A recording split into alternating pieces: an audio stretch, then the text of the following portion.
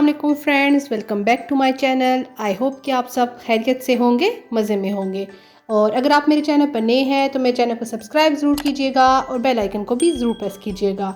तो आज मैं आपको बनाना सिखा रही हूँ मज़ेदार से ये बल्ले, और बहुत ही आसान है। तो चलें शुरू करते हैं अपनी रेसिपी को। तो फ्रेंड्स, ये हैं मेरे सारे इंग्रेडिएंट्स। और ये है मेरे पास 1 कप बेसन, और उसके साथ 1 कप माश की दाल ली थी और उसको मैंने ओवरनाइट भिगो के रख दिया था। और उसके बाद मैंने इसका इस तरह से पेस्ट बना दिया है, और अभी हम इसे दोबारा से ग्राइंड करेंगे। और स्पाइसेस में मैं इसमें डाल रही हूँ सबसे पहले जिंजर गार्लिक का पेस्ट और साथ में ग्रीन चिली का पेस्ट। ये है मेरे पास 1 टीस्पून। अगर आपके पास ग्रीन चिली का पेस्ट नहीं है, सिर्फ जिंजर गार्लिक का पेस्ट है, तो आप साथ में 2 ग्रीन चिलीज़ भी ऐड कर दीजिएगा। उसके साथ मैं यहाँ पे डाल रही हूँ अजवाइन 1/2 टीस्पून, और 1 टीस्पून है ये मेरे पास सूखा धनिया और उसका पाउडर, और 1 टीस्पून है मेरे पास ज़ीरा, और 1 टीस्पून ही मैं यहाँ पे ले रही हूँ नमक, और 1 टीस्पून यहाँ पे मैं ले रही हूँ कुटी हुई लाल मिर्च। और उसके साथ मैं इसमें डाल रही हूँ बेकिंग पाउडर, ये हम लोग लास्ट में डालेंगे। तो सबसे पहले हम लोग ले लेते हैं अपना हैंड बीटर। मेरे पास ये हैंड ग्राइंडर है, अगर आपके पास दूसरा है तो आप उसी में ही डाल लें। तो सबसे पहले मैं इसमें डाल रही हूँ अपनी माश की दाल।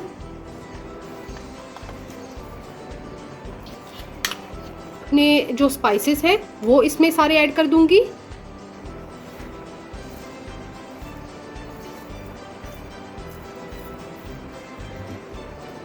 साथ में इसमें जिंजर गार्लिक का पेस्ट, आप चाहे तो आप फ्रेश भी डाल सकते हैं।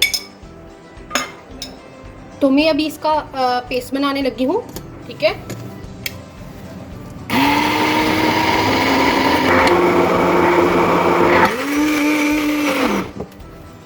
तो मेरा ये पेस्ट जो है वो तैयार हो चुका है। अब हम इसमें थोड़ा थोड़ा करके अपना बेसन ऐड करते जाएंगे।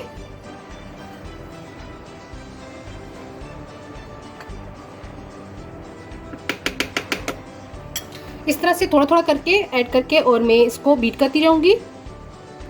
तो मैंने अपना ये पेस्ट जो है वो अच्छी तरह से बना लिया है, ये देख सकते हैं। ना ये ज़्यादा पतला है और ना ही ये ज़्यादा गाढ़ा, तो ये देख सकते हैं। तो ये अब मैं इसको निकालती हूँ एक बाउल में, ठीक है। इसको मैं अभी बाउल में निकालती हूँ। तो जैसे कि आप देख रहे हैं, मैंने इसको अपने बाउल में निकाल दिया है, और ये देख सकते हैं कि ना ही ये ज़्यादा गाढ़ा है और ना ही ये पतला है।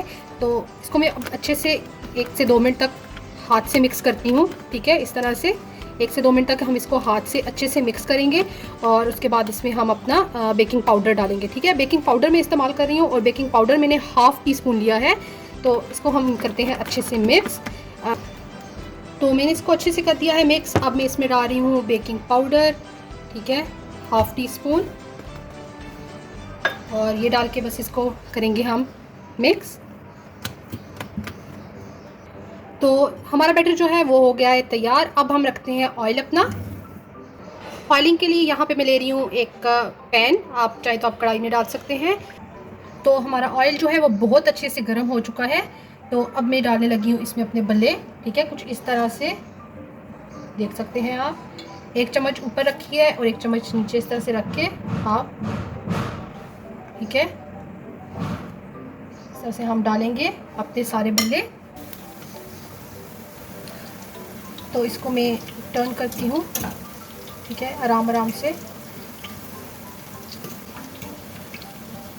तो आप देख सकते हैं कि ये कितने ज़बरदस्त से हमारे फूल रहे हैं, बिल्कुल बाज़ार जैसे हैं।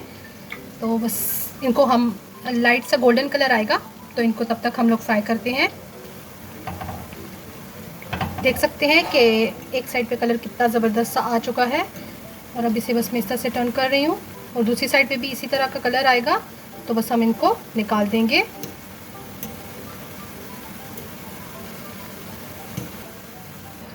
तो फ्रेंड्स, ये बन चुकी हैं, बस मैं इनको निकालती हूँ।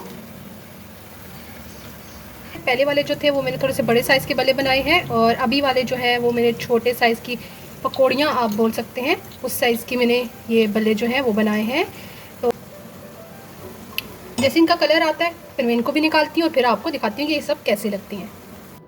फ्रेंड्स, मज़ेदार से हमारे माश की दाल और बेसन के दही के जो बल्ले होते हैं वो तैयार हैं। आप देख सकते हैं बिल्कुल बाज़ार जैसे हैं और बहुत ही क्रिस्पी हैं और बहुत ही मज़े के हैं। अभी काफ़ी गर्म है ये, ठंडे होंगे तो ये और क्रिस्पी हो जाएंगे।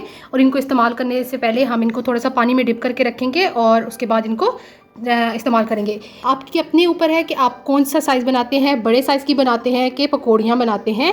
तो देख लें, एक रेसिपी है, हमने सिर्फ एक बैटर बनाया था, उससे हमने 2 तरह से बनाए हैं। बड़े साइज़ के बल्ले भी बनाए हैं और छोटी साइज़ की पकौड़ियाँ भी बनाई हैं। जैसे ही ये ठंडी हुई हैं, ठीक है, और ये ठंडा कर लिया है और उसके बाद इनको मैंने इस तरह से जिप लॉक बैग में डाल दिया।